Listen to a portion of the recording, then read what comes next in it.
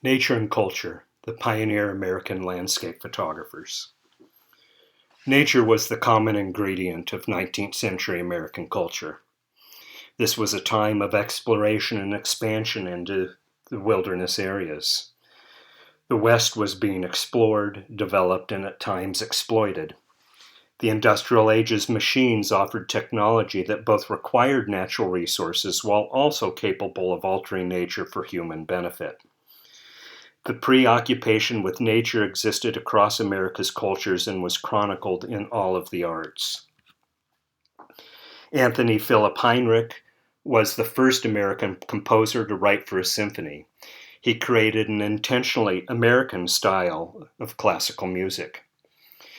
His music was a reaction to the sights and sounds of the new American frontier, taken after he made a 700-mile journey on foot from Pennsylvania to Kentucky. I encourage you to listen to his music. You'll easily find samples on Google. The writers of the day. Ralph Waldo Emerson, one of the biggest names in American literature. His major work, entitled Nature, was published in 1836, just 3 years prior to the introduction of photography. Nature was a study of reaching a spiritual state via responses to the natural world. One of his contemporaries, Henry David Thoreau, his major work was Walden, was published in 1845.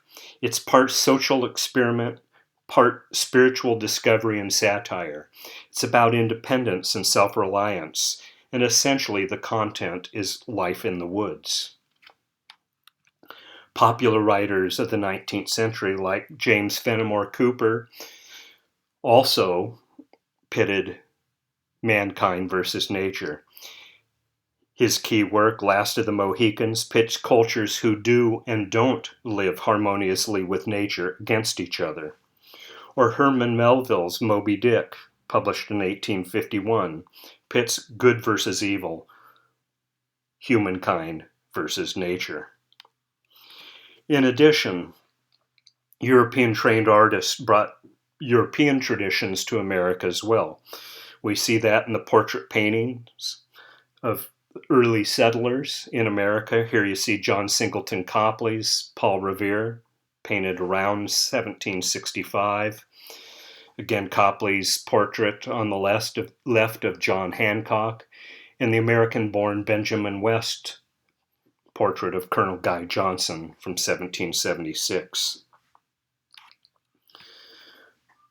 Also, the idea of history paintings, which is a European tradition, bringing the viewer as a witness to history. That idea of historical witness is a key aspect of not only early photography, but even photography today. In this case, Copley's painting Watson and the Shark, it depicts events that actually happened.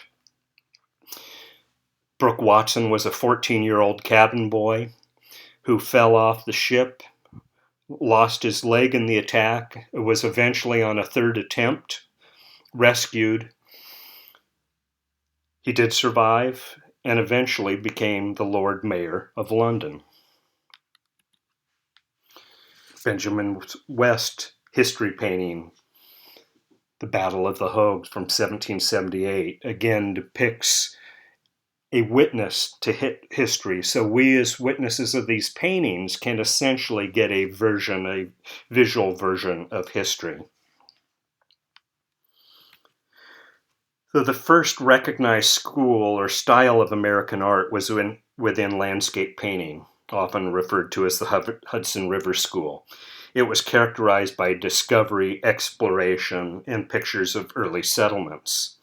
Nature was often seen as a manifestation of God. Why would Americans choose to render the land? Seems a basic question. As Keith Davis, the curator of photography at the Nelson Atkins Museum in Kansas City, writes, "The depiction of landscape imagery inextricably combines the maker's individual philosophies with their culture's attitudes towards nature. A complex system of personal, social, and artistic ideologies compose the meanings inherent in landscape art. It is the interplay and overlay of nature and culture that forms our perceptions of landscape. Even the earliest artists in the United States displayed the concerns that have led to a preoccupation with the landscape throughout America's 2 centuries as a sovereign nation. Since its independence, the nation has searched for history, tradition, and values that it could truly call its own. Painters such as John Singleton Copley, an immigrant from Europe, and the American-born Benjamin West, who was trained in Europe, carried the European tradition of history painting to the New World. In these paintings, scenes from religious, European, or early American history were depicted with such clarity and grandeur that we as viewers could, in a sense, become witnesses to history. Though these paintings occasionally celebrated American events, Americans wanted something that depicted their own aesthetic values, free from the strong echoes of European tradition. In his book, Wilderness and the American Mind, Roderick Nash wrote, quote, "Americans sought something uniquely American, yet valuable enough to transform embarrassed provincials into proud and confident citizens. Difficulties appeared at once. The nation's short history, weak traditions, and minor literary and artistic achievements seemed negligible compared to those of Europe. But in at least one respect, Americans sensed that their country was different. Wilderness had no counterpart in the Old World." In the 18th and 19th century, nature was to become the basic ingredient of American culture. The appreciation of the sublime beauty of the land and the New World brought to its citizens essential national pride. This was combined with the religious belief that the American landscape was so magnificent and so special that its existence was only possible from the work of God.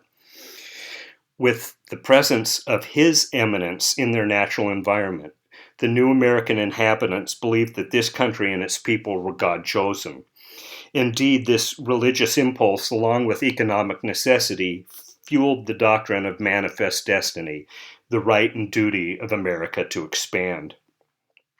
Thomas Cole, whose image you see here, immigrated around 1800 to the United States, was perhaps the first American artist to depict these values in his work. Cole saw that because of America's relatively short existence, its history would be its future, not its past. Cole chose the emerging national symbol, the wilderness, as the settings in his paintings for contemplating America's future. Like others of his era, Cole depicted the American wilderness in all of its magnificence and grandeur, sharing the national pride in the landscape while associating beauty with unspoiled nature.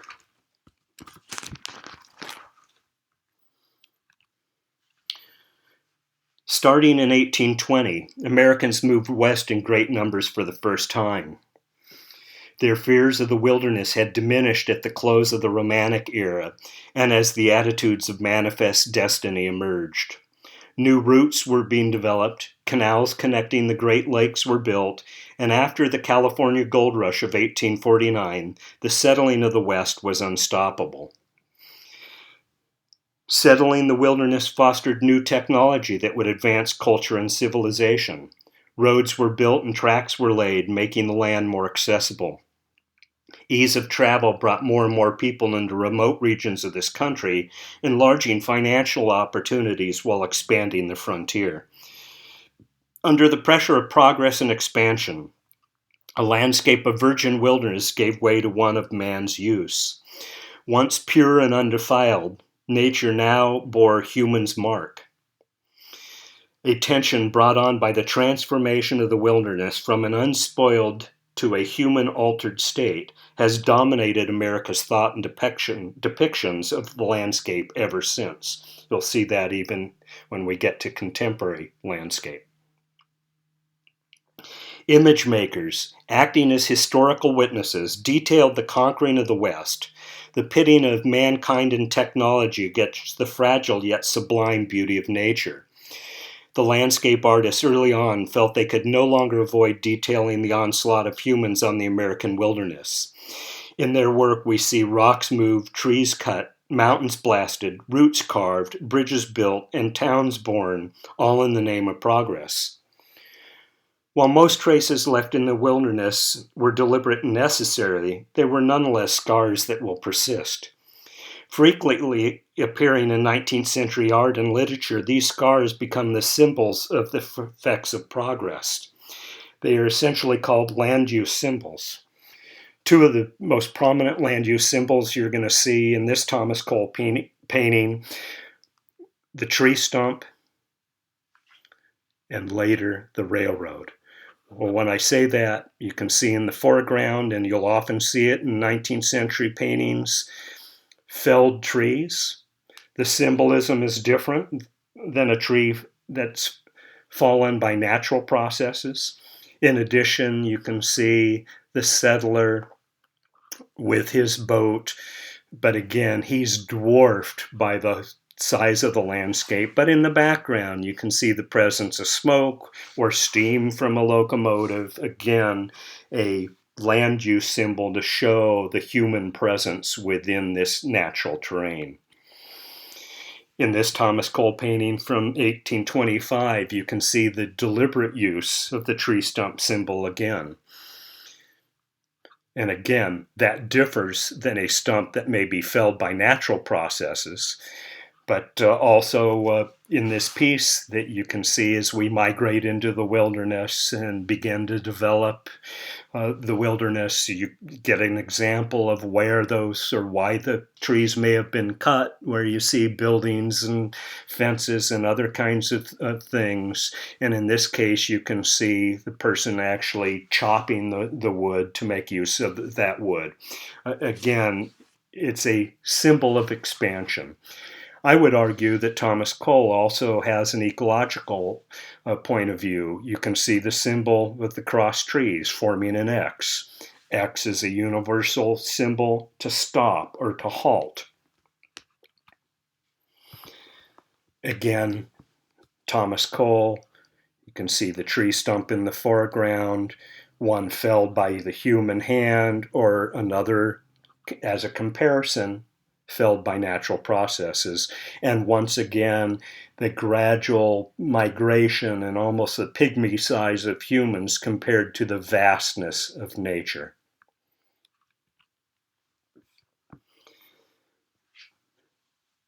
The fact that these become consistent element of Thomas Cole's work, that's something that I think you can look at for most artists' work. You look at consistencies, things that crop up here and there in one piece or another and are not fully explored in the rest of their work, are often kind of passing fancies.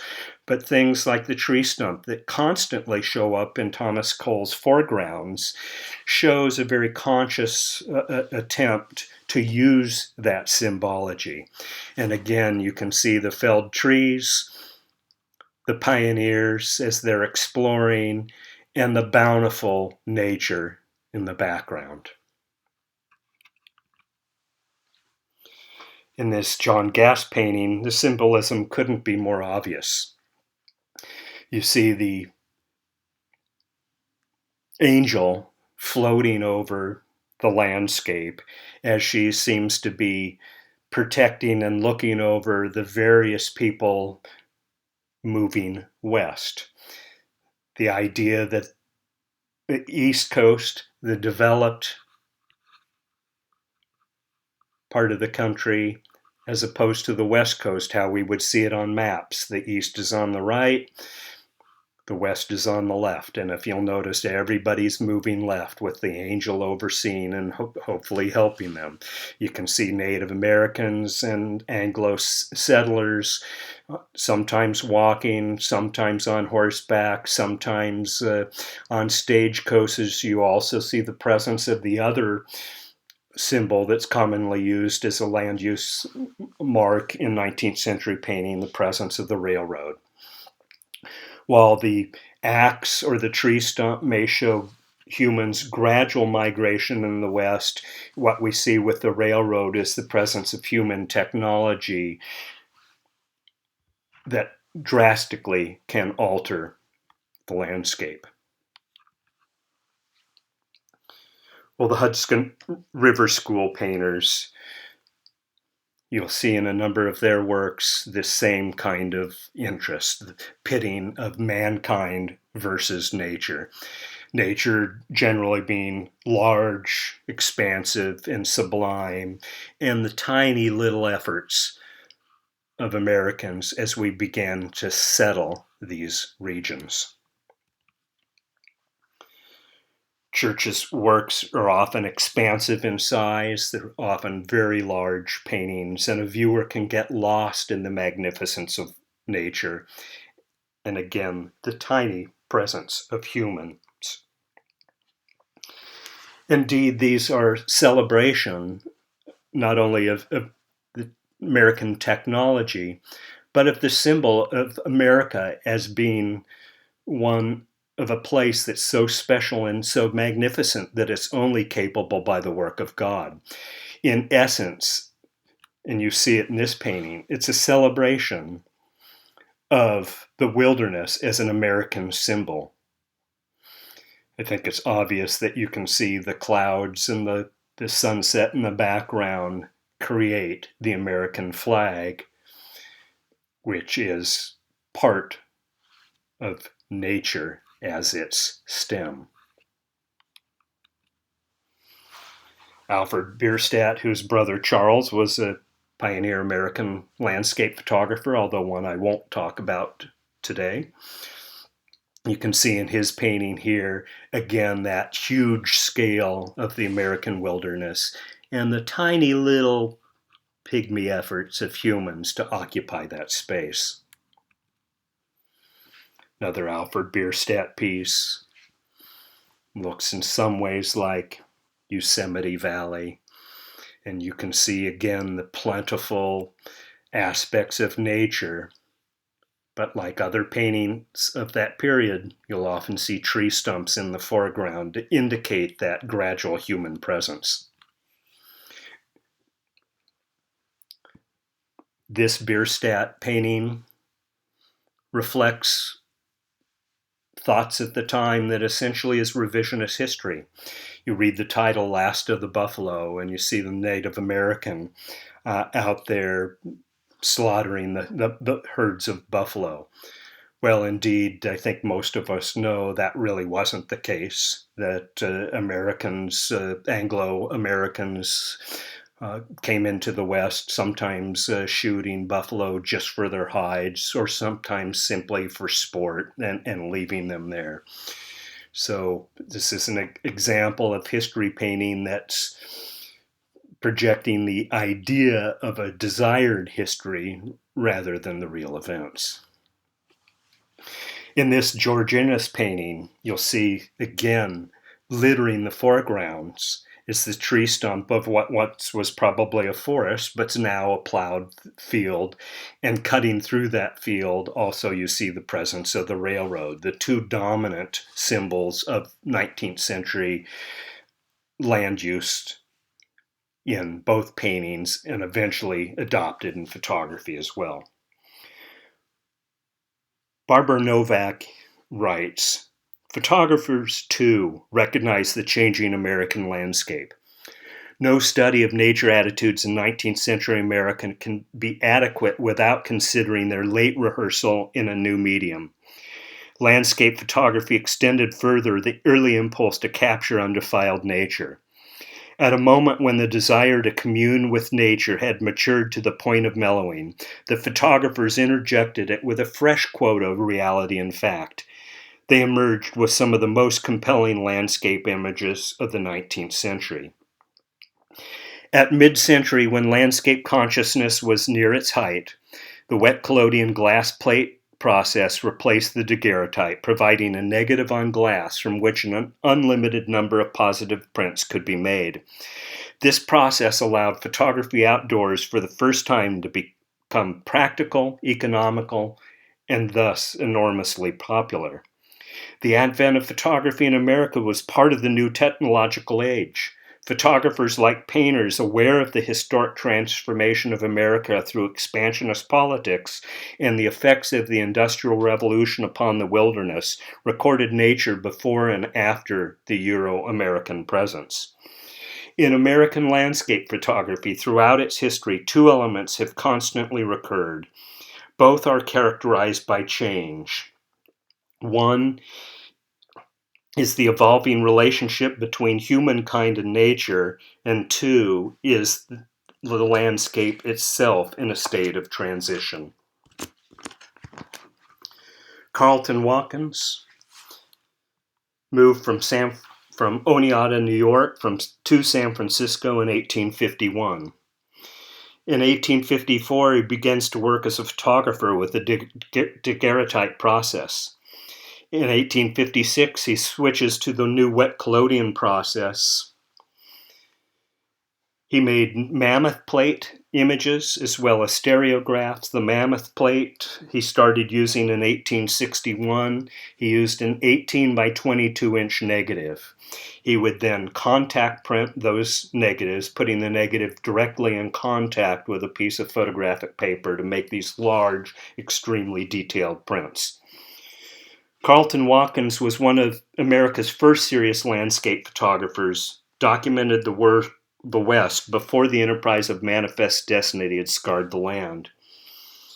In the summer of 1861, Watkins carried his cameras into Yosemite Valley and made several stereograph and mammoth plate images that led to his initial claim as a landscape photographer. These photographs were tied to the 19th century concept of an ideal nature, pure and unblemished. Nor is human presence evident in his earliest Yosemite images, even though Yosemite was settled at the time. Watkins returned to Yosemite in 1864 and again in 1865 and 1866 as part of a survey team led by J.D. Whitney. Though the Yosemite Valley was already settled, Watkins still consciously avoided traces of humankind. These images, like those of many of his painter contemporaries, celebrate the beauty and grandeur of the American wilderness. In 1864, his mammoth plate images were influential in persuading Congress to preserve Yosemite Valley.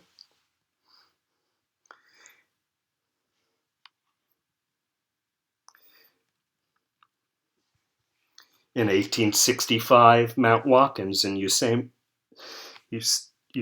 was named to honor him. In 1873, Watkins won an award for photography at the Vienna Exposition.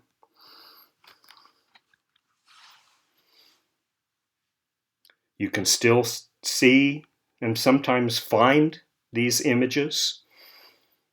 I have a few stereograph and one small plate image of Watkins in my collection.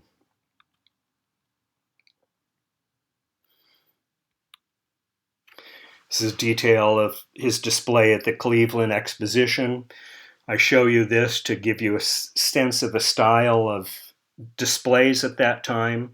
Contemporary galleries tend not to use this, what was called salon style, where you basically filled the walls with as many pieces as you possibly could. But this was typical in 19th century America.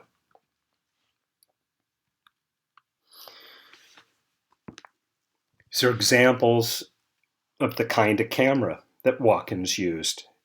It's a huge camera. It would require strength and often a mule team to carry these equipment around. You can see the camera, certainly unlike our phones today or many smaller single lens reflex type cameras. This is a big bulky camera, gave you a big glass plate negative. Indeed, enlarging negatives at the time was pretty unpractical. You could do so with a solar enlarger, but it was difficult and cumbersome. The glass plate process required that you coat the glass, expose the sensitized glass in the camera, develop it in a dark tent, or in his case, a dark wagon, prior to the emulsion drying. Once it dried, it would start to crack and peel off the plate. You'd have to scrape it down and start all over again.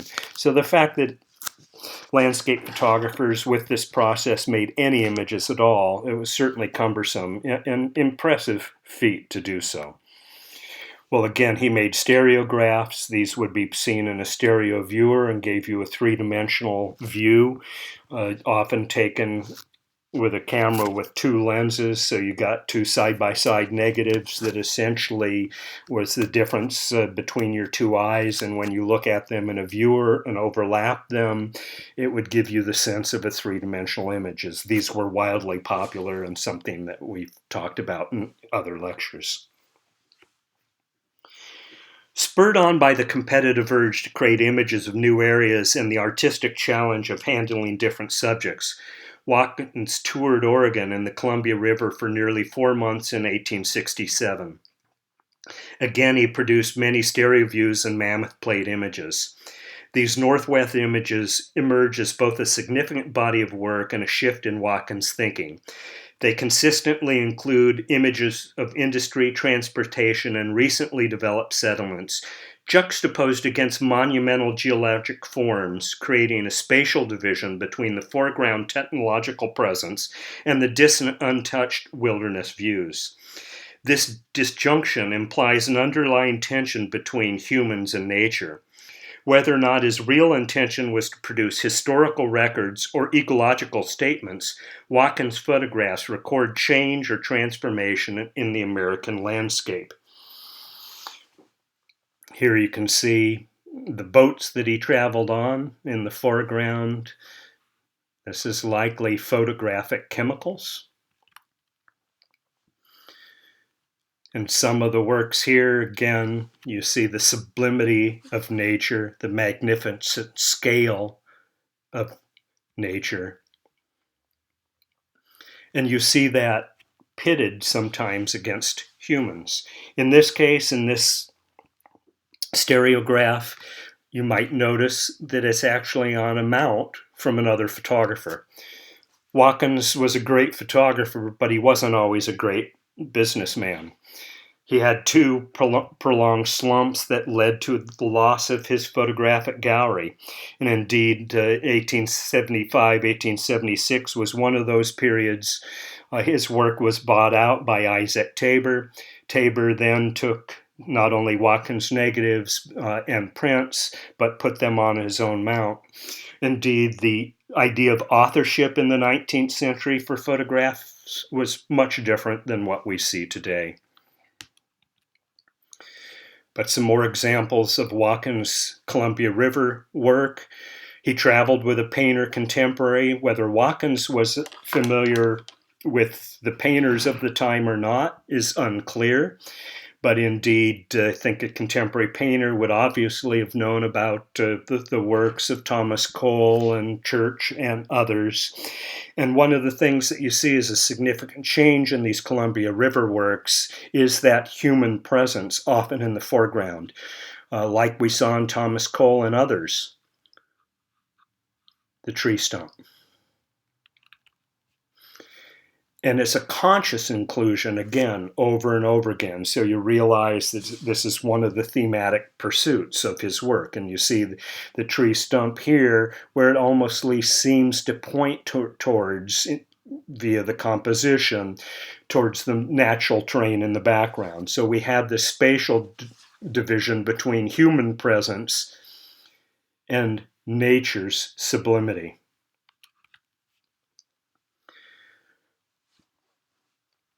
Again, the use of human technology, the presence of the railroad leading us in from the foreground to the middle ground and background, and again in the far distance views of unspoiled nature.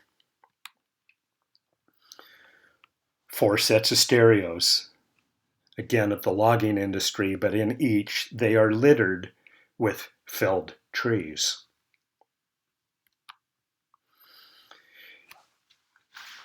In this Columbia River image of Cape Horn from 1867, again in a mammoth plate image, you can see the hard edge lines of the human technology, the railroad, pitted against the more gestural and less geometric lines of nature.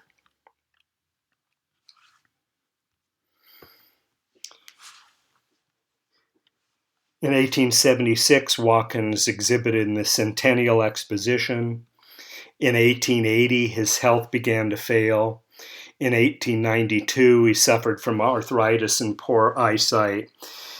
In 1895, he again lost his photographic gallery with low revenues. By 1897, he was nearly completely blind, but he was assisted in his work by his son Collis and another photographer, Charles Terrell. Sadly, in 1906, he lost all of his life's work in the San Francisco earthquake. Here you can see an Arnold Genthy piece, a picture of Watkins being escorted from his studio. In 1909, his daughter had him declared incompetent, and he moved to the Napa State Hospital. He spent his last 6 years there, though he wasn't incompetent. He really had become a burden to his family, and again spent his last 6 years kind of sadly after he had lost his life's work in the fire, though many of the pieces, the prints that had been purchased elsewhere or collected, have been saved. One of his contemporaries, Edward Muggeridge was his real name. Edward Muybridge was one of the names he went by. Took up photography around 1866 or 1867. Muybridge was born in England, but by 1855 he had moved to San Francisco. He had a relatively short career in landscape photography. He produced 51 views of Yosemite in direct competition to Watkins. Muybridge owned a bookstore that specialized in illustrated books. He traveled along the West Coast selling books and came to know both the terrain and the people's desire to own pictures of it. This book by Rebecca Solnit, one of contemporary America's greatest authors, in my opinion, her book River of Shadows about Edward Muybridge and the technology of the West, is really a great book, and I encourage you, if you're interested at all, to read this. Muybridge was a colorful character. I'll talk a little bit more about him. But indeed, Watkins, Muybridge traveled to Yosemite in 1867, again 1868 and 1872. He made photographs of Yosemite that were meant to rival the ones of Watkins, and indeed some of them are as good or even better than Watkins' views. He also employed the technique of combination printing, where we would make prints and print in clouds in the images from a separate negative. His work tends to use extreme angles and views of space. But like Watkins, he showed a pure and unblemished view of Yosemite Valley. His last extensive work in the landscape was in 1872. And here, if you look really carefully, you can see a person in the foreground of this picture. Again, it gives you a sense of scale.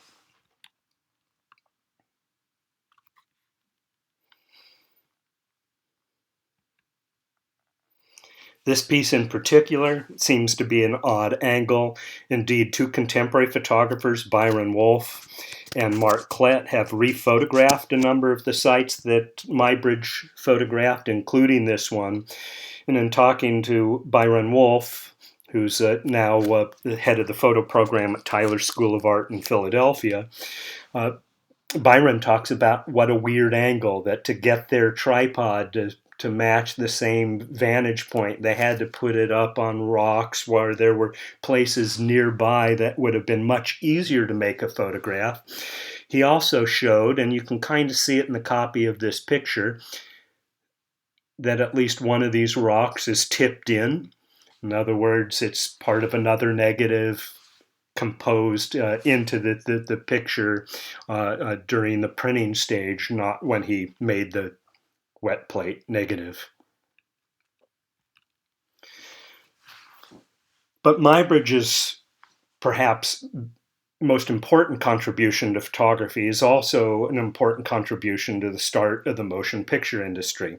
This is indeed another lecture that we'll get into entirely, and I'll talk more about the character of Muybridge then, but this is an important piece that you'll see again, and you'll see even in a lot of contemporary art, using a sequence of 12 frames, stopping a horse in motion to prove the way that a horse runs. Well, one of the other primary 19th century American landscape photographers is Timothy O'Sullivan. Like others from this period, he did indeed have other careers as a photographer. He worked for Alexander Gardner as well as Matthew Brady during the Civil War. We'll talk about that in another lecture. He began his first year of Civil War photography in 1861. He left Brady's employment in 1863 to join Alexander Gardner, who left Matthew Brady's employment over arguments about the authorship of their work. In other words, they wanted credit for the works that they did rather than simply making their works under the Brady stamp. 44 of the 100 photographs in Alexander Gardner's sketchbook of the Civil War were made by Timothy O'Sullivan. After the Civil War, in 1867, O'Sullivan joined Clarence King's U.S. Geological-funded survey of the 40th parallel. The surveys look to map, study the natural resources with special attention to potentials for economic development and mining. Clarence King was a scientist. Many of the U.S. geological surveys were headed by military people, and indeed the impact of that, I think, is noticeable in O'Sullivan's work. King, as a scientist and as a naturalist, was interested in the idea of catastrophism. I'll get to that in just a second. Let me tell you a story about this piece. You saw the example of Timothy O'Sullivan's 1867 Pyramid Lake photograph. Well, again, as I mentioned, Mark Klett, among other people, have been rephotographing a number of the sites photographed in the 19th century and more contemporary times. One of the interesting aspects of this rephotographic work, which is a style of photography that was developed by geologists. Well, indeed, one of the things that you see is the presence of humans in altering the landscape, where Pyramid Lake in 1867 was pretty much a natural lake. Today, it's sometimes used for water for irrigation and things like that. O'Sullivan's, when he photographed this site, he actually had to row out to these tufa domes to get on them to make photographs. Well, today you can, at least in 1979, you could drive right up to them. When O'Sullivan photographed this, he wrote about the fact that when they got to the tufa domes, they were filled with rattlesnakes. So again, a cumbersome way to photograph. But indeed, catastrophism was one of Clarence King's ideas that he and others developed as an explanation, I should say, of the way to explain Earth's surface, that it was formed by catastrophes, by earthquakes, by landslides, by fire, by rain, by wind, by hurricane. All the natural disasters and things that could affect the land was thought of as the way that the land was formed and created. So if you keep catastrophism in mind, you'll see that a lot of O'Sullivan's photographs are examples of that, where you see the fissure here. And if you look really carefully, you can see that there's a human figure behind the steam emitting from the Earth's surface. Or here you can see, even in the title, rock carved by drifting sand, the presence of natural process. Well, we know today that the Earth's surface wasn't entirely formed by these catastrophic events, but it was one of the reigning theories of 19th century America.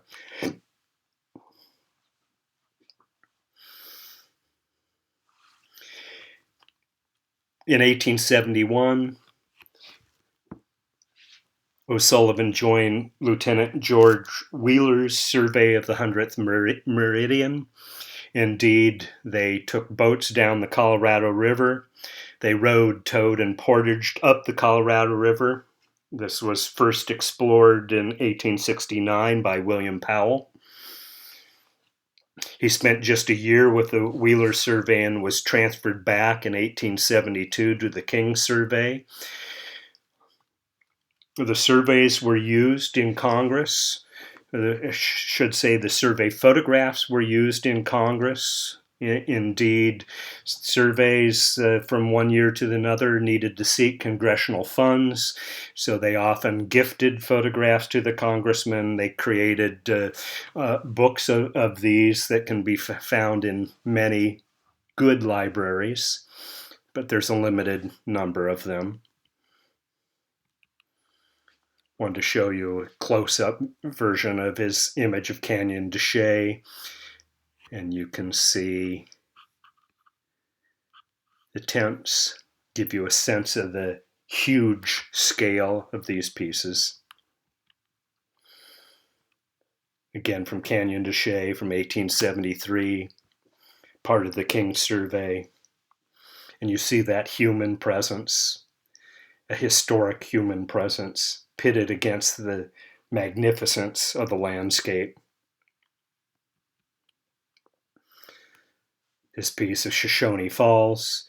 Again, the wet plate process here usually required an exposure of at least a few seconds, so things like water would show up as streaks rather than stopped in motion that more contemporary cameras allow you to do.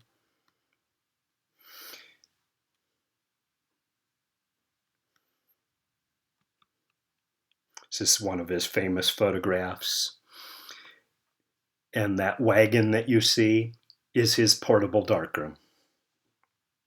Again, the wet plate process, and here you can see it on the mound of the U.S. Geological Survey, but the wet plate process would create a negative on the spot that you had to expose again before the emulsion dried and peeled off the plate. Sometimes the dark tents or the darkroom wagons would be extremely hot, 130 degrees. So very difficult conditions that photographers worked on. This is Inscription Rock, also known as El Morro in New Mexico. Along their travels, they encountered Native Americans. You can see their photograph here at Apache Lake in Arizona.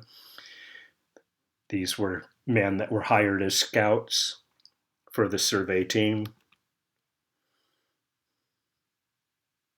And again, along the Colorado River. And part of the team, again, in the foreground of this image. The idea that these were historical documents as well, and the fact that we, again, are witnessing history. Put a ruler in this place so we get a sense of scale. This is written on the side of Inscription Rock.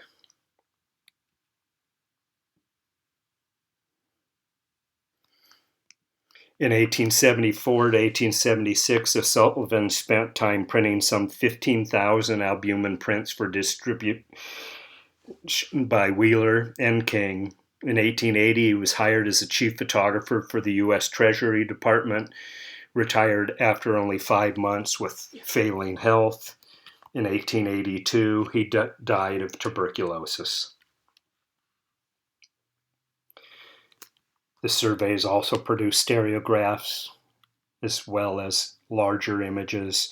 Generally, his larger pieces were 8 by 11 inches or thereabouts.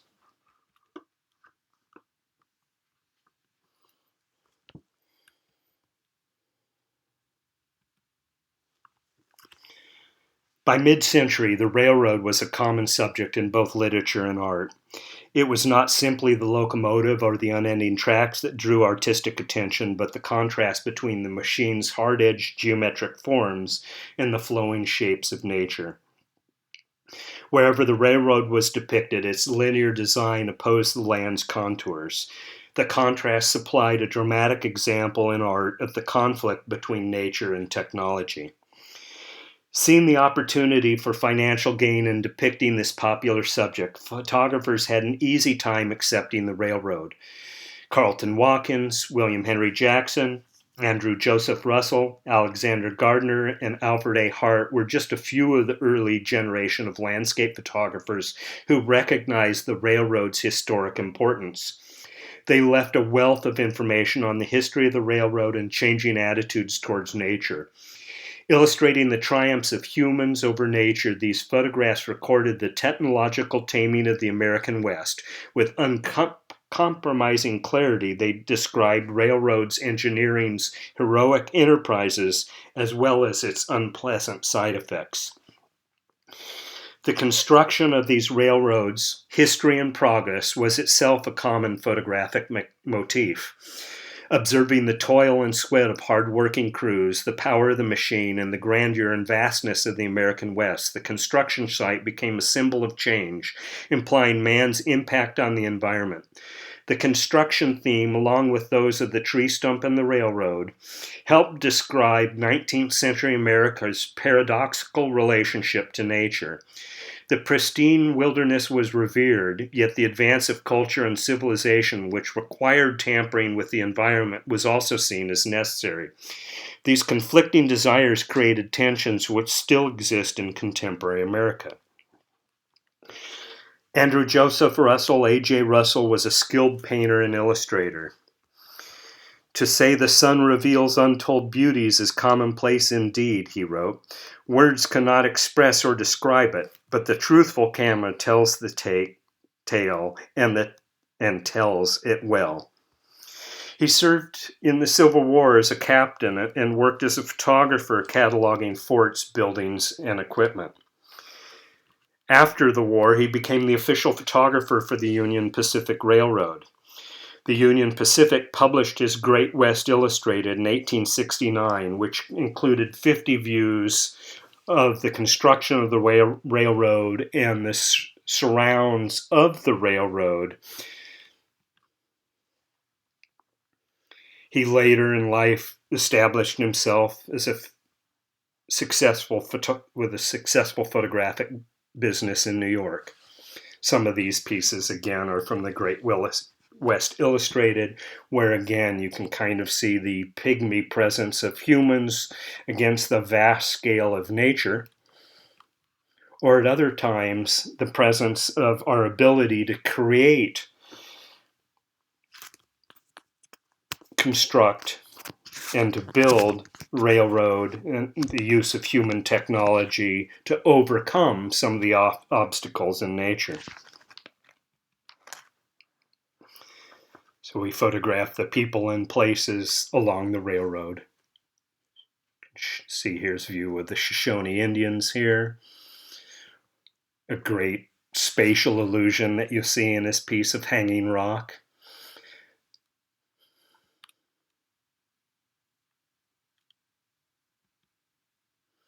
If you look carefully, you'll see 3 people sitting comfortably or uncomfortably under the precipice of that rock. And again, you see some human dwellings and settlements, and even a little fence there in the background. Again, sometimes pitting humans and human technology versus nature.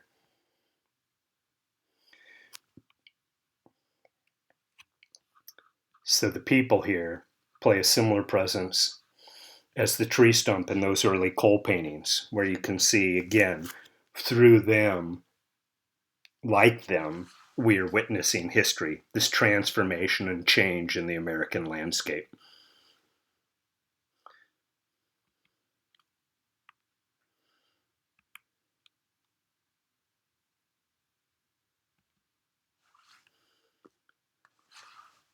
As I mentioned, the construction site as well is a motif of that change.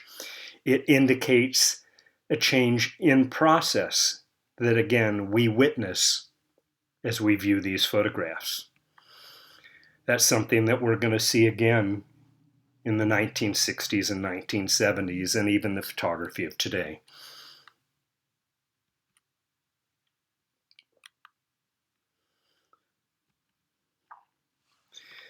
A.J. Russell made the most famous photograph of the driving of the Golden Spike, the connection of the Union and Central Pacific Railroads, which essentially, for the first time, connected the East and West coasts together.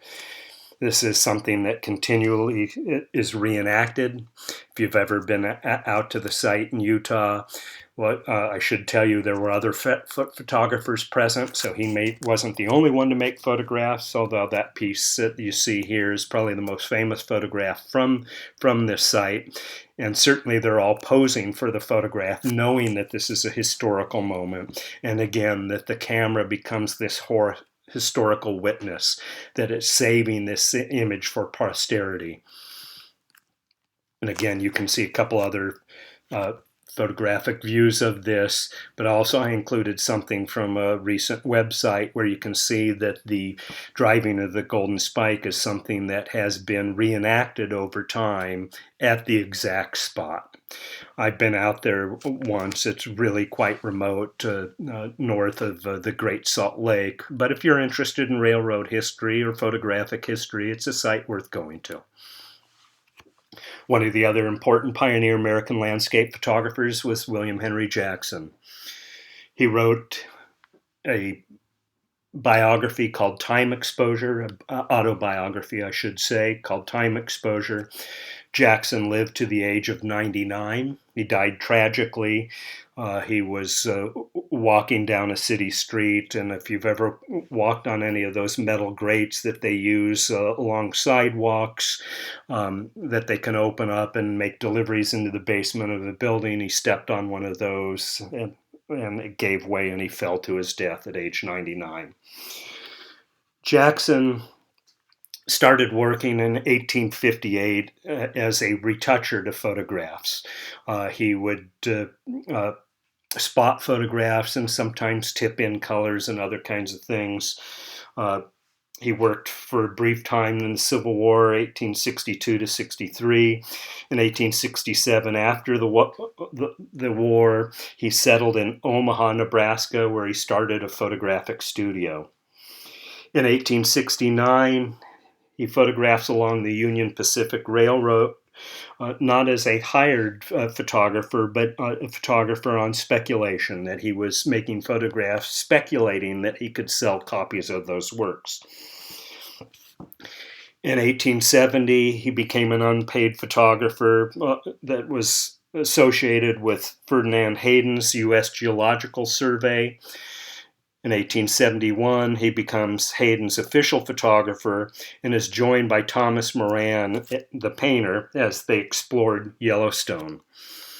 Here you can see an early view of Old Faithful in Yellowstone.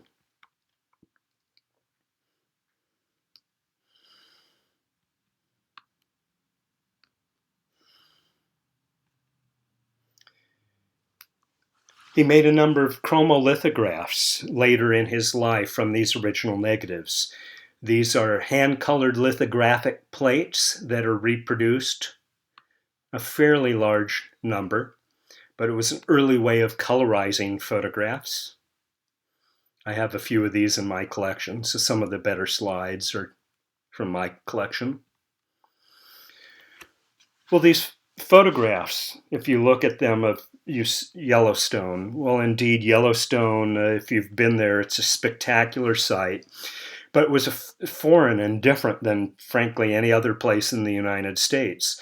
So people on the East Coast who had maybe heard about or read about or seen paintings by Thomas Moran and others saw these places but didn't really believe them, that a painting could certainly be out of someone's imagination, where the photographs, again, usually contain some sort of historic fact that they are displaying actual scenes and sites.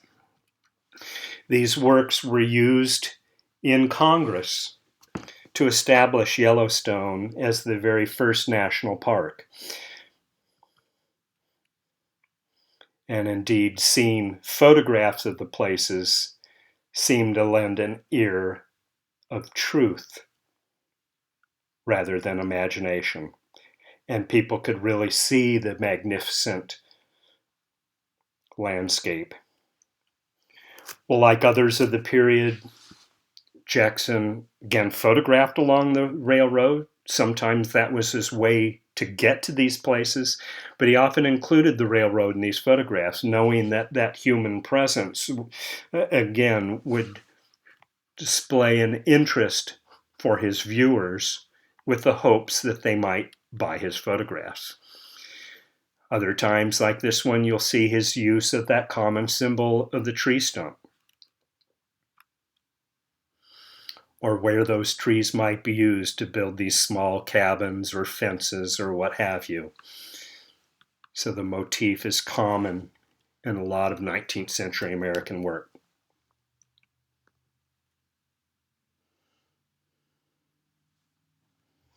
In 1876, he exhibits work in the Centennial Exhibition. Jackson often used a 20 by 24 inch mammoth plate, so made prints extremely large and extremely detailed. In 1879, he opens studio doors in Denver, specializing in Western views. His studio becomes one of America's largest and most prestigious studios over the next 15 years. Indeed, he had a railroad car where you see him here along with some of his work. So as he travels from place to place, he can promote his work as well as have a roving darkroom.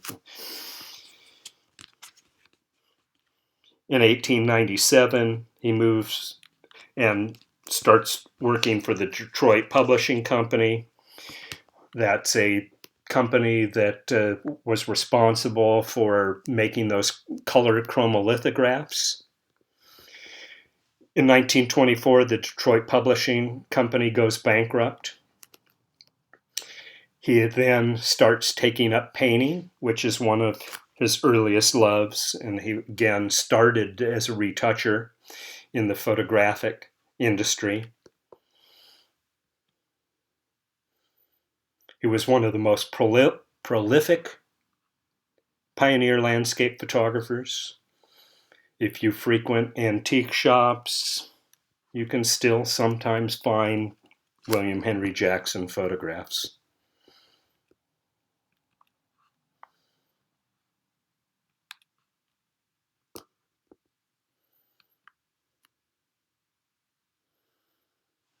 Here you can see the interior of the Women's Building in Chicago in 1893. You can see displays of various photographic works. In 1937, he paints for the National Park Service. He was hired the year before by Roosevelt's Works Progress Administration to paint murals of the various surveys. And indeed, he painted maps, as you see here, in a number of the government buildings in Washington, D.C. exists some of his murals. In 1940, he published his autobiography, Time Exposure, and in 1942, he died in New York City. I included this historical marker in Omaha just as a presence of his importance to the American landscape. William Bell was an American photographer, chief photographer to the Surgeon General during the Civil War. He spent just 1 year replacing Timothy O'Sullivan, photographing for the Wheeler Survey. And indeed, you see his views of the Grand Canyon and the areas around there. Made some spectacular pictures. Spent the bulk of his career in Philadelphia as well as Washington, D.C. But some of the works they made out west are really quite spectacular. And one of the interesting things, when you look at William Bell's pictures, he's often looking above, down into a canyon, or at the bottom of the canyon, looking up at its walls. There's a certain sense of claustrophobia that you see in a lot of his works. They have a different feel than I think some of the other people that spent more time there. I did a lot of research on William Bell. I found very little writing of his, and frankly, it wasn't completely literate. But one of the things that was published in the Philadelphia Photographer, he basically was complaining about all the hardships, the heat and the mosquitoes and the flies, as he was making photographs along the Colorado River and the Grand Canyon, and you got a sense of that lack of comfort in this space in his photographs as well. He also produced a number of stereographs, similar in theme, with human presence generally in the foreground. And lastly, I'm just going to throw these in. This is a person a little later, Darius Kinsey. You can see he was born in Missouri, but he was active in the state of Washington. He made landscape photographs that are essentially portraits of the loggers working on these terrains. And it's simply at the turn of the century. These are really meant more as portraits, basically occupational portraits, as we see the workers with their tools as they're felling these huge trees that are used to build homes and other kinds of things.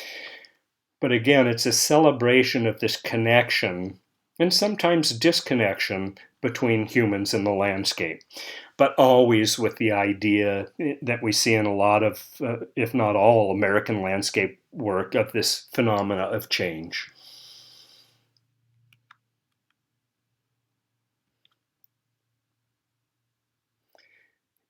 He was an itinerant photographer, there to make a living from his photographic work, selling portraits to the families of these workers.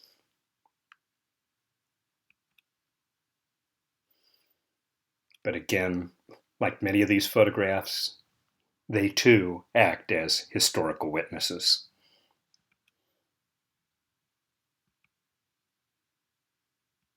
The end.